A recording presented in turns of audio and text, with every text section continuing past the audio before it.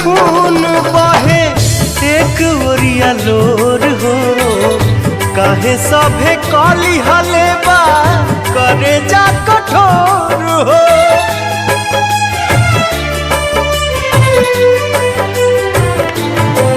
एक ओरिया खून बहे एक ओरिया लोर हो, काहे सभे काली हलेबा करे जा कठोर हो।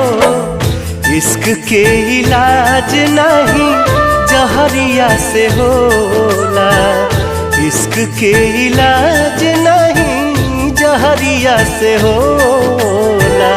उमरिया के रोग है नजरिया से होला।